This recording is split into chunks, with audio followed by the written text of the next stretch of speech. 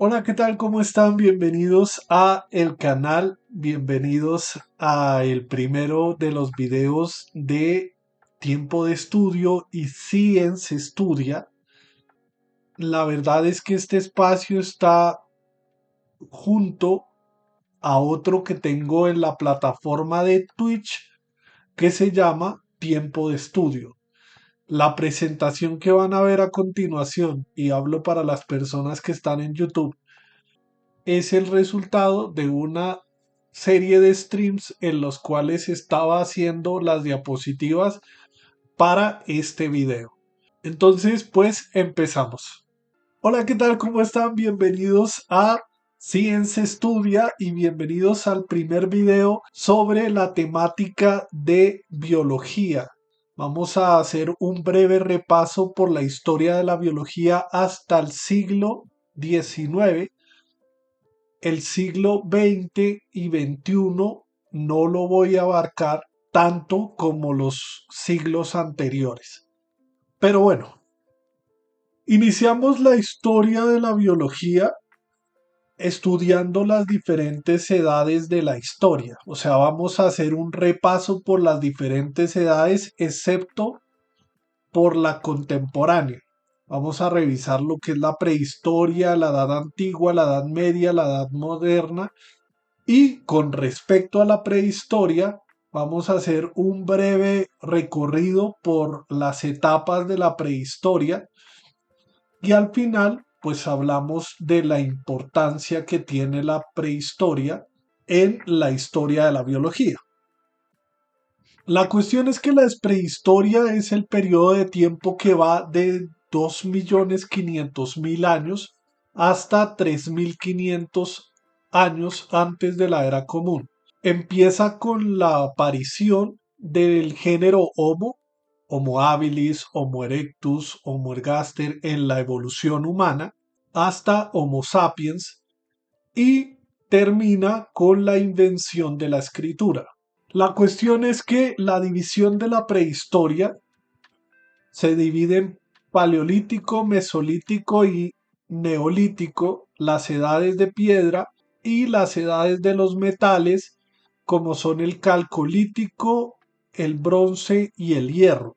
Sin embargo, la edad de los metales está entre el límite de lo que es la prehistoria y la historia. Pero bueno, eso lo veremos más adelante. El paleolítico va de 2.500.000 años hasta los 12.000 años. El mesolítico va de los 12.000 años a los 9.000 años en Medio Oriente y el neolítico va del 8.000 al 4.000 antes de la era común. ¿Qué pasa con la historia de la biología o por qué considero que es importante para la historia de la biología la prehistoria? La cuestión es que en el Paleolítico aparece el género Homo, aparece los homínidos. Estos homínidos desarrollan diferentes avances tecnológicos, entre ellos la cuestión de la utilización del fuego. Algunas de las especies logran dominar o logran manipular el fuego. Y el fuego es importante para la defensa y la alimentación de los homínidos. Y el proceso de cocción no solo mata microorganismos, sino que también mejora la digestión de las proteínas que están de las que se alimentan, como también permite la cocción de alimentos que en forma natural no se podrían consumir, ¿no? Como los granos duros. Y bueno, la caza y la recolección. En este momento en el Paleolítico aparece la caza y la recolección, caza de animales y recolección de frutos y vegetales. ¿Y por qué digo que es importante? Porque de esta manera empiezan las sociedades a tener un conocimiento muy básico de diferentes plantas, ¿no? A recolectar plantas, separarlas de las venenosas, separarlas de la mala hierba, separarlas de las que son beneficiosas. Si bien no hay un estudio propiamente de esas plantas, sí se intuye que ellos debían saber de qué plantas eran buenas para el consumo o cuáles no. Como también la cuestión de el descuartizamiento de los animales. Tenían que tener un conocimiento básico con el cual, bueno, si corto por aquí, pues puedo desprezar el animal de mejor manera y de esa manera estudiar a los seres vivos, ¿no? No como un estudio propiamente dicho, sino, o sea, a punta de práctica. El uso y la creación de las primeras herramientas de piedra, no solo de piedra, sino también de hueso. Los huesos de los animales se utilizan para hacer diferentes herramientas y la piedra se empieza a utilizar, los Homo habilis empiezan a utilizar piedras para desgarrar a diferentes animales. ¿Qué pasa con el neolítico? El neolítico empieza en el 12.000 antes de la era común. Y ahí empieza la edad del Holoceno. Y el Holoceno se caracteriza por un cambio de temperatura. La temperatura es mucho más cálida. Esto favorece a la vegetación que fructifica mucho mejor y abundan los recursos, los alimentos. Recordemos que en esa época, en la época anterior, en el Paleolítico, eran cazadores y recolectores, es decir, que van a una zona, recolectan y cazan los animales. Cuando ya los animales escasean, se trasladan a otras zonas. Esos son nómadas.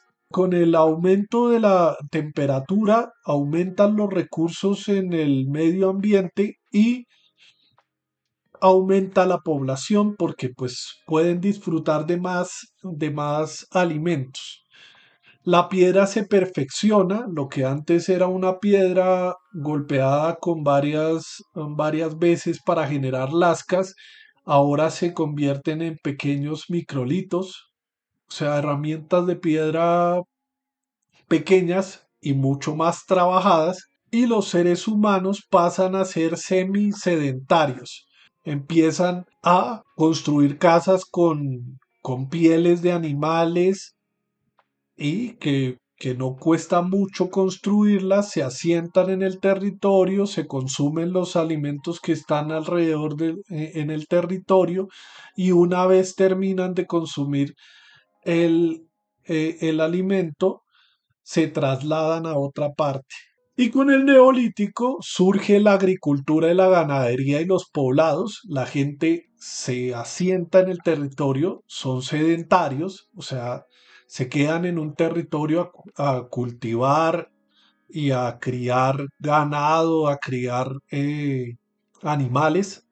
Aparece la cerámica, cerámica que permite reservar alimentos, guardar alimentos, transporte de agua y que sirve pues para cocinar, sirve para decorar también, decoran la cerámica. Y bueno, y el uso de las herramientas de piedra se perfeccionan nuevamente y es la piedra pulimentada, es mucho más trabajada. Surgen las primeras ciudades, ciudades-estado, y aquí también es importante la historia la historia de la biología por la cuestión de que los seres humanos empiezan a hacer, sin conocer mucho sobre el tema, una selección de los mejores alimentos.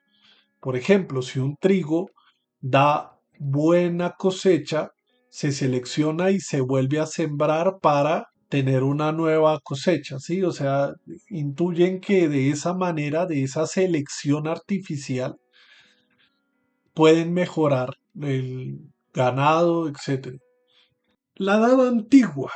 Iniciamos la edad antigua en el 3500 antes de la era común y terminamos en el 476 de la era común. Es de la invención de la escritura a la caída del Imperio Romano de Occidente. ¿Por qué puse aquí la edad de los metales? Si bien en la literatura a veces mencionan que la edad de los metales también pertenece a lo que es la prehistoria, resulta que la edad de bronce está por ahí como en el 4000 o en el 3000 y la edad de hierro ya llega hasta el 100 de la era común, ¿sí? Si tomamos como referente el hecho de que la escritura aparece en el 3500, pues esto ya sería parte de la historia. Sí, entonces, pues el fin del neolítico y la edad de los metales marca el inicio de la historia. Tenemos el calcolítico o edad de cobre. Se le dice calcolítico porque se sigue utilizando, se empieza a utilizar el bronce, pero se sigue utilizando la piedra en esta época. Bueno, y tenemos la edad de bronce y la edad de hierro. Y con eso terminamos la prehistoria y el inicio de la edad antigua. Ahora bien, existen diferentes médicos, gente que se dedica, o sea, no tenemos como tal un registro de que la palabra biología venga desde la antigüedad, ¿sí? O sea, eso es un invento del siglo XIX, siglo XX, la palabra biología, las ciencias biológicas. Sin embargo, la cuestión del estudio de los seres vivos y del estudio de los animales, de la vida, ¿sí? Viene desde la antigüedad y viene desde eh, diferentes civilizaciones, diferentes culturas. Por lo general, quienes tenían un conocimiento sobre la vida, sobre la anatomía, sobre la biología de los seres humanos, los médicos, los, eh, bueno, médicos por lo general, es como la medicina. Y en estos destaca su ruta en el siglo III antes de la era común, porque realizó diferentes cirugías, rinoplastia, extracción de cataratas, intervenciones dentarias y análisis, y tuvo los primeros registros de la descripción de la hipertensión alta, la diabetes, la angina de pecho y y la obesidad, perdón. Se necesitaba tener conocimientos anatómicos para llegar a hacer un procedimiento de cataratas. Sí, se necesitaba conocer cómo era el ojo, ¿sí? Qué tenía que quitar del ojo para quitar la catarata, etcétera. Por otra parte, en la medicina china, a Shan Shun Hin, no sé si se lee así, era un médico chino, se le conoce como el Hipócrates de la medicina china, y investigó en el tratado de Shan Han Lu, habla del tratamiento y el diagnóstico para el resfriado común, ¿no? Entonces se necesitaba saber cosas de la temperatura del cuerpo, el resfriado, los síntomas, todo esto, y eso aporta a la biología. Si bien en Egipto, en Mesopotamia, en la India, en China y en otras civilizaciones que se nos pasan, incluso las americanas del mismo periodo histórico, también tenían conocimientos de alguna manera en biología, o sea, no como propiamente una disciplina científica, pero sí como conocimiento sobre el cuerpo humano, sobre la vida. Es en Grecia donde surge la filosofía y donde surgen los primeros naturalistas. Los presocráticos, los socráticos, el filósofo también se interesa por la historia de la vida. Y entre esos tenemos a varios personajes. Anaximandro, Aristóteles, Teofrasto y Galeno, de diferentes siglos. Pero bueno, los aportes de Anaximandro tienen que ver con que él intuyó, él entendió que el mundo no fue creado repentinamente, sí, o sea, que el mundo de alguna manera evolucionó, ¿sí? No propiamente la palabra evolución, pero sí llegó a decir que los vertebrados, incluidos los seres humanos, veníamos de los peces. Y se le acredita como las primeras ideas sobre el evolucionismo. desde la antigüedad. Aristóteles, si bien tenía otra forma de ver las cosas, más relacionado con la teología, y esto viene ya posteriormente de la Edad Media, que cristianizan el pensamiento de Aristóteles.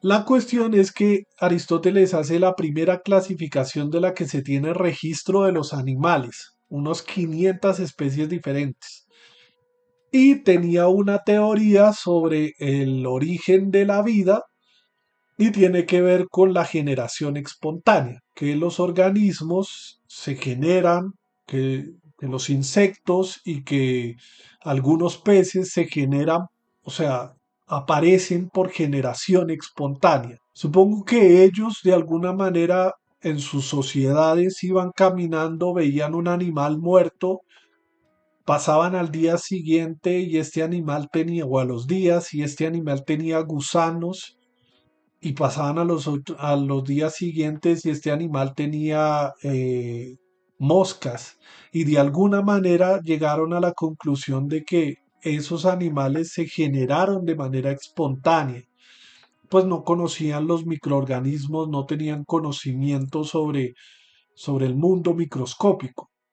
Eso es importante porque esta teoría de la generación espontánea se va a sostener en el tiempo hasta entrado el Renacimiento y hasta entrado en la Revolución Científica, y se va a refutar con las ideas, con los experimentos científicos, pero va a permanecer en el imaginario de los seres humanos durante mucho tiempo que los animales se generan por generación espontánea.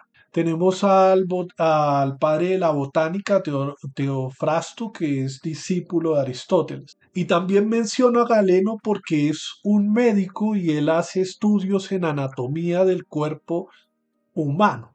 El problema es que en la antigüedad, en la Edad Media, los estudios anatómicos se hacían en animales cercanos a los humanos. Galeno hizo experimentos en la anatomía de los macacos que los consideraba muy parecidos a los seres humanos. Así que él identificó algunas estructuras del cuerpo de estos animales y la relacionó con estructuras del cuerpo humano. ¿Por qué? Porque en esa época estaba prohibido hacer disección de cuerpos humanos, porque pues el cuerpo es algo sagrado y no se puede abrir así porque sí. Tenía que ver con estas ideas de religión y estas ideas de lo puro del cuerpo que no se podía manipular. Pasamos a la Edad Media. La cuestión con la Edad Media es que es un periodo histórico de la civilización occidental, es decir, los occidentales, los que caen, cuando cae el Imperio Romano de Occidente y empieza la Edad Media, en Europa empieza la Edad Media, pero en el resto del mundo no.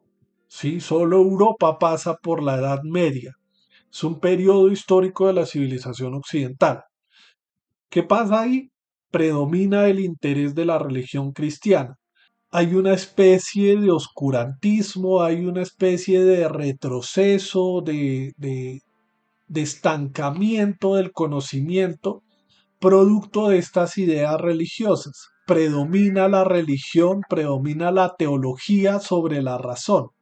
Algunos filósofos suelen mencionar que en la historia de la filosofía la Edad Media no es un periodo de la filosofía porque predominó la teología. Sí, es como, o sea, ahí no hubo filosofía. Hubo desarrollo teológico, pero no filosofía. Depende del autor, depende de la persona que analice este periodo, pues dirá que sí y dirá que no hubo tal retraso. Sin embargo, en el siglo VI, en el siglo VII y VIII, el Islam, los árabes pasan por la denominada Edad de Oro. que es un esplendor de las ciencias y de las artes, de las construcciones, se hacen construcciones muy bellas, o sea, conocimientos en ingeniería, en arte, en ciencia. Y aquí en este punto quise poner la conquista omeya, que es la conquista de los árabes de la península ibérica, porque es gracias a los árabes que los europeos que están en la Edad Media conocen el pensamiento de Aristóteles, porque en esta época de la Edad Media de oscurantismo, se queman y se destruyen todo lo que no tenga, o sea, todo conocimiento que vaya en contra de la religión. Entonces los griegos y los romanos se destruye todo ese conocimiento. Algunos filósofos sobreviven y se cristianizan. San Agustín va a cristianizar el pensamiento platónico. Y en Toledo se crea algo, los árabes crean algo que se llama la Escuela de Traductores. Y ahí conviven árabes, judíos, cristianos, conviven las tres religiones, conviven diferentes personas de diferentes culturas y se empiezan a intercambiar libros.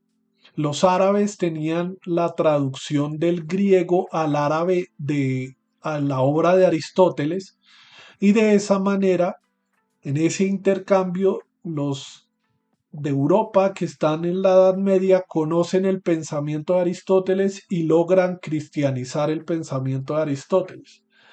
O sea, si no es por los árabes, los europeos paila. Entonces, en la edad de oro del Islam, que es el siglo VII y siglo VIII de la era común, sucede todo este esplendor de las ciencias y las artes y aparecen diferentes exponentes. Al-Hafiz se le considera como uno de los primeros exponentes, una de las primeras personas que tiene ideas sobre el evolucionismo, la transformación de la especie. Si bien tenía su parte religiosa, porque según él, solo por la voluntad de Dios, las especies pueden lograr transformarse, ¿sí? Se empieza a hablar de la transformación de la especie, de la lucha por la supervivencia, se empieza a hablar de los efectos que tiene el clima, la alimentación, en los animales y la adaptación de estos animales a diferentes ambientes. Abu Hanifa Dinawari es considerado el padre de la botánica persa y pues estudió 637 especies diferentes de plantas. Al-Biruni hace referencia al concepto de selección artificial. Cuando les mencioné que en la prehistoria los agricultores, los ganaderos, cogían a los animales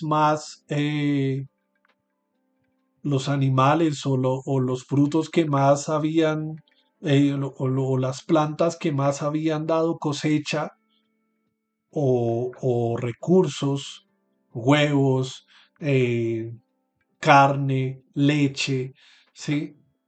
Y que los seleccionaban, ellos de alguna manera sentían que de esa manera podían mejorar sus cultivos y pero no sabían el por qué.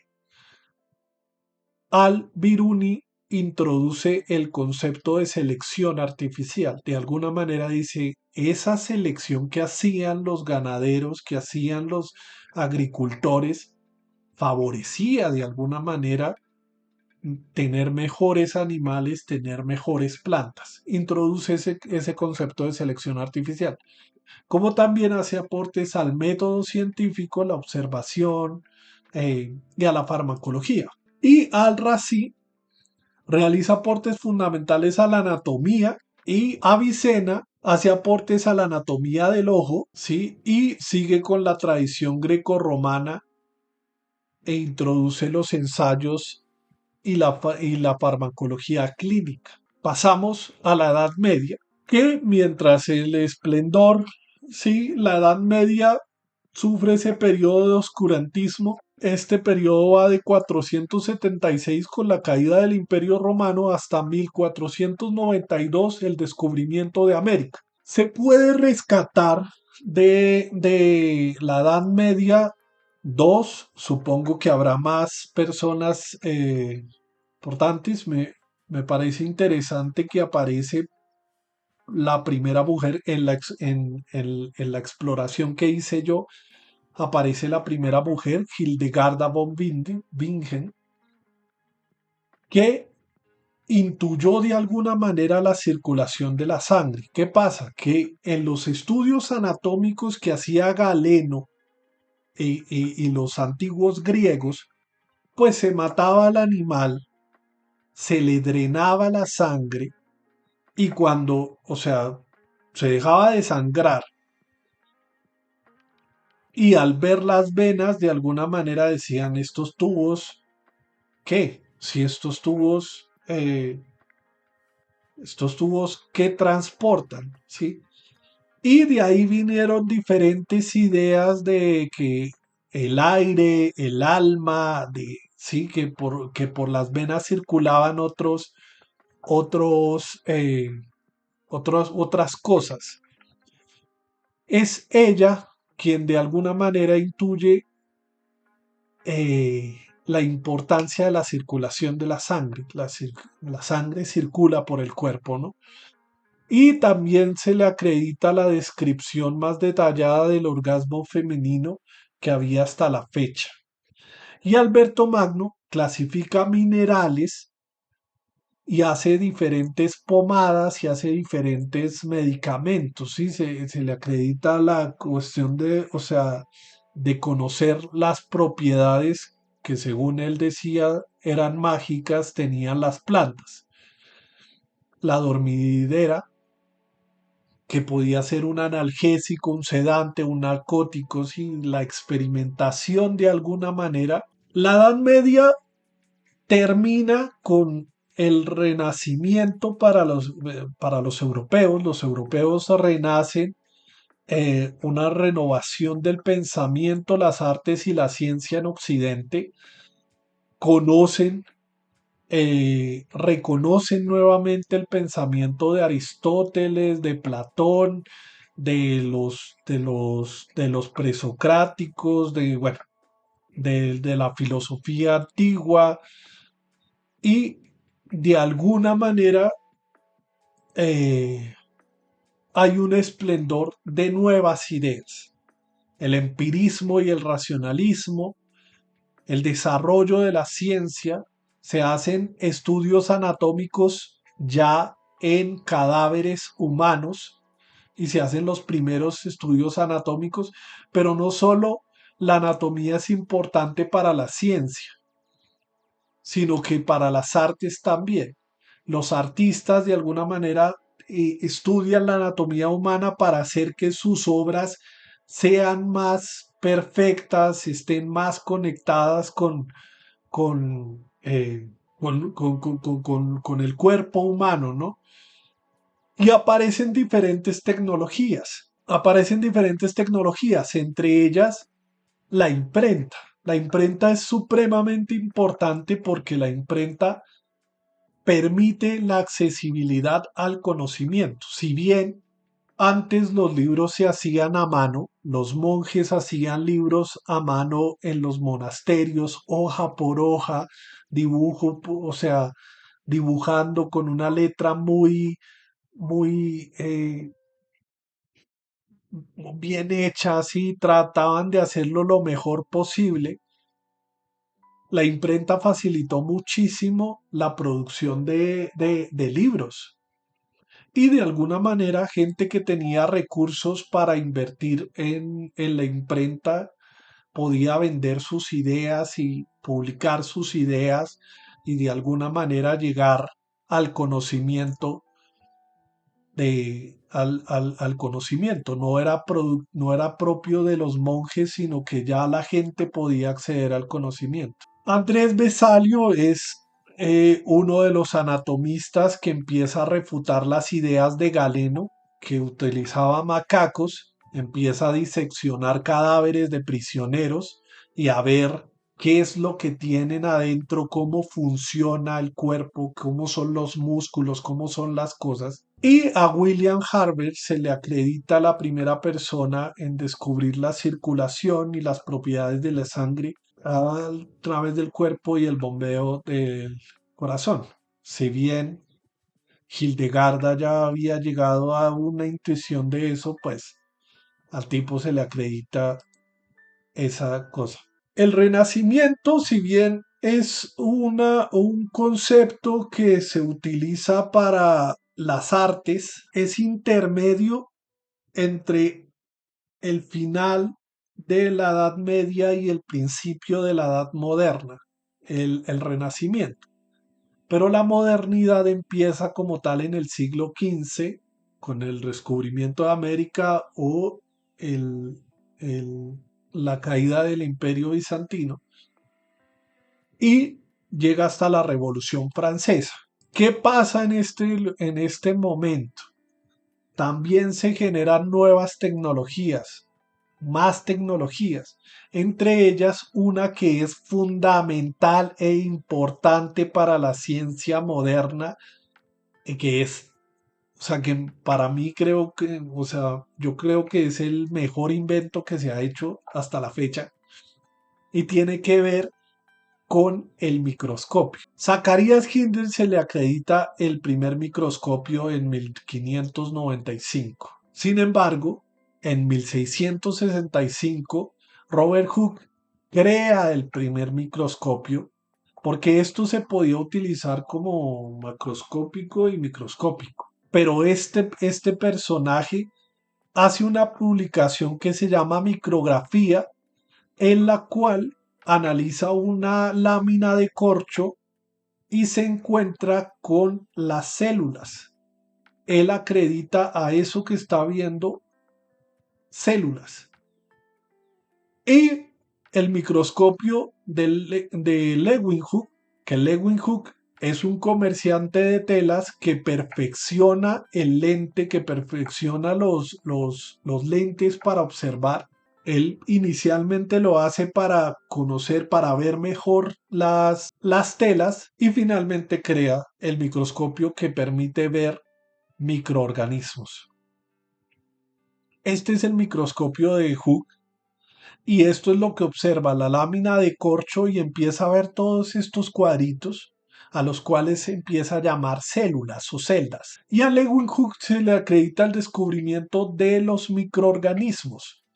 Él mejorando el microscopio, que aquí en esta parte se colocaba el material biológico, una gota de lo que fuera, sangre, semen, agua de charco, cualquier cosa, y empieza a ver a través de eso unos pequeños animalitos, y ahí empiezan los descubrimientos de estos animánculos que finalmente terminan siendo los microorganismos. Pero no solo en esas ciencias hay un desarrollo importante.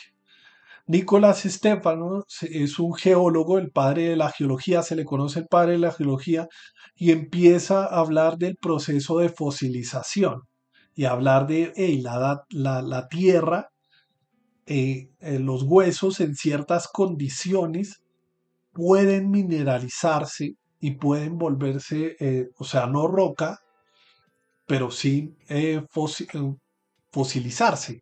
Y la paleontología nace como un catalizador de ideas como el diluvio. Aquí predominan todavía las ideas religiosas y las nuevas ideas. Tratan de refutarse todas esas ideas que en la Edad Media era imposible refutarlas porque pues terminaba uno muerto. Empiezan a pensar, hey, sí, o sea, ¿qué produjo la extinción de... Empieza a aparecer el concepto de extinción, pero como dice acá, solo se vuelve relevante hasta el siglo XVIII.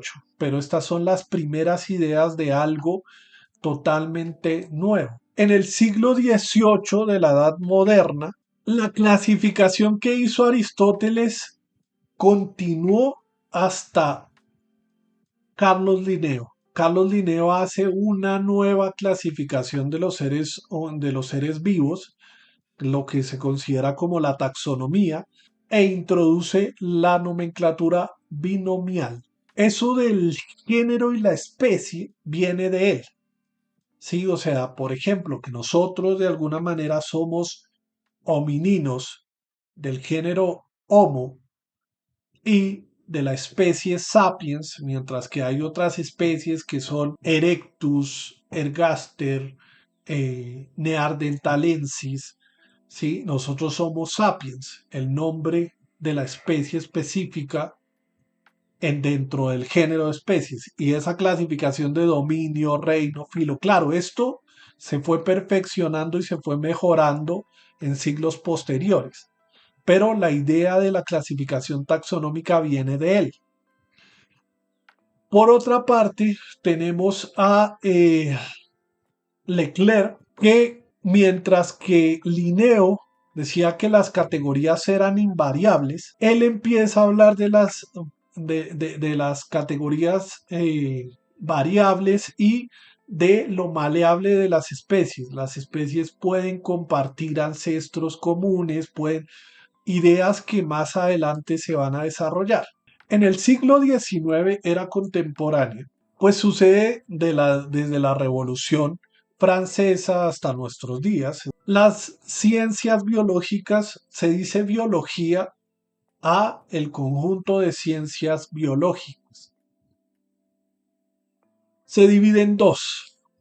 La medicina, que investiga en forma y función el cuerpo humano, o sea, la función y la forma del organismo vivo, y la historia natural, que es la diversidad de la vida y las distintas formas de vida.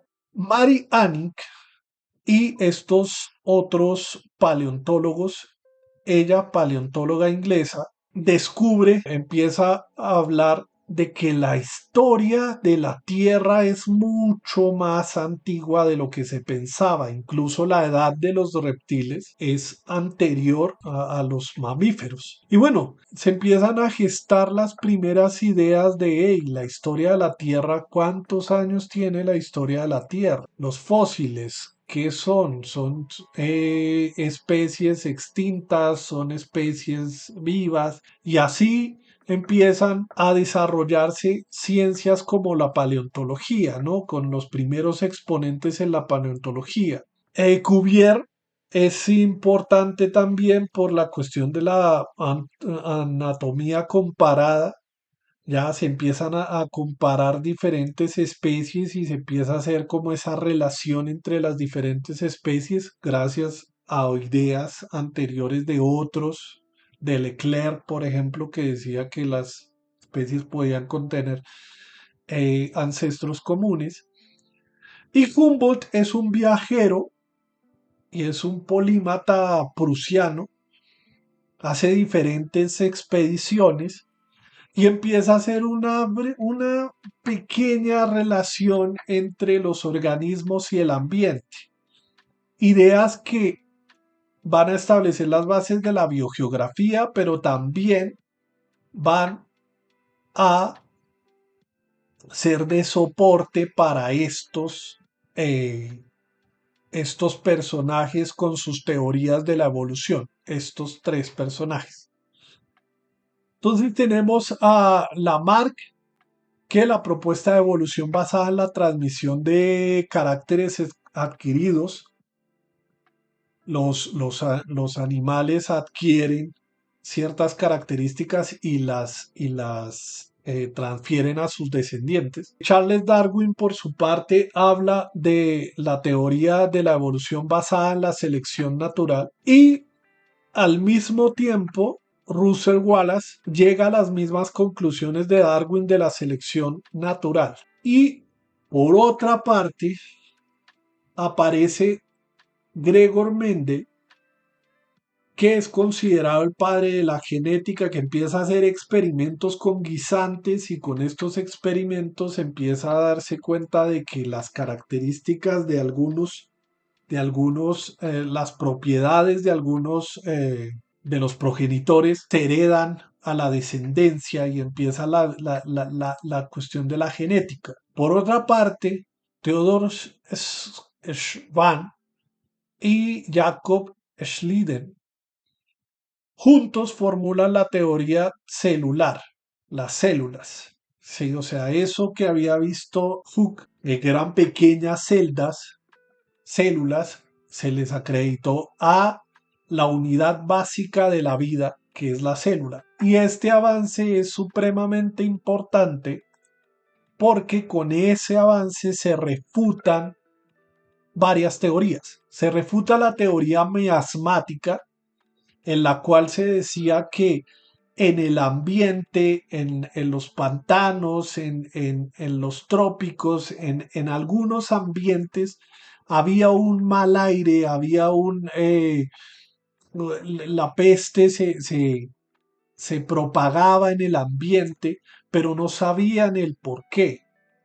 Y esta teoría miasmática fue reemplazada por la teoría microbiana. Son los microorganismos los que causan la enfermedad.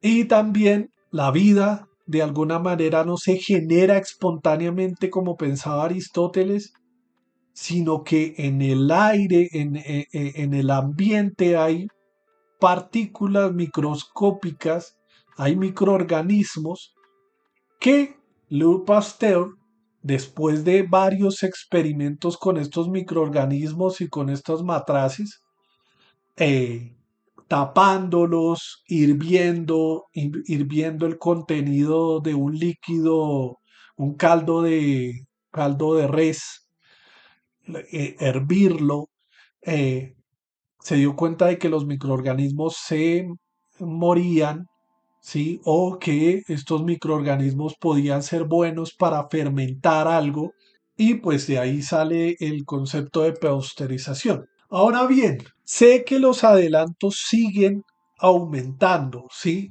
En el siglo XX y en el siglo XXI se hacen una serie de descubrimientos, se mezcla lo que es la química orgánica y la inorgánica con la biología. Las células generan desechos inorgánicos, se mezcla la física con la biología, se mezclan las diferentes ciencias, mezcla de la genética y la teoría de la evolución, redescubre la genética mendeliana y se hacen una serie de descubrimientos del ADN, de los genes, de los cromosomas. Se profundiza muchísimo en la biología molecular y bueno, se hacen una serie de descubrimientos que en este momento no voy a estudiar porque ya lo que es propiamente de las ciencias biológicas actuales, de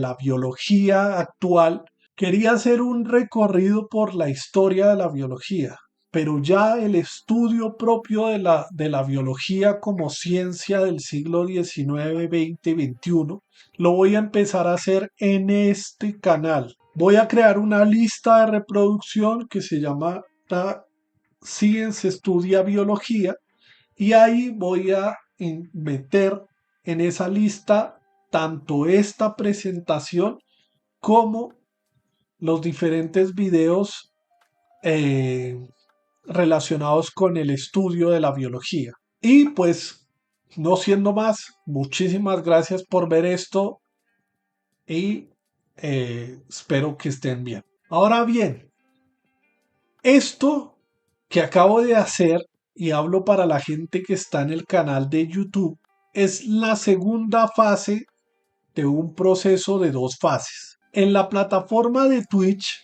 en el canal de SR Science, encontrarán videos de transmisiones en vivo de tiempo de estudio. Toda esa presentación que acaban de ver la hice en diferentes streams en Twitch.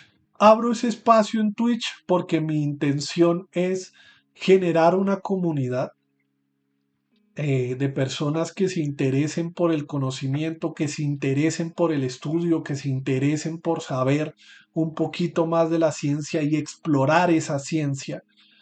Y por eso este tercer canal de Ciencia Estudia es un pretexto para seguir estudiando y seguir profundizando en el conocimiento de las cuatro dimensiones de lo humano: lo biológico, lo social, lo espiritual y lo psicológico.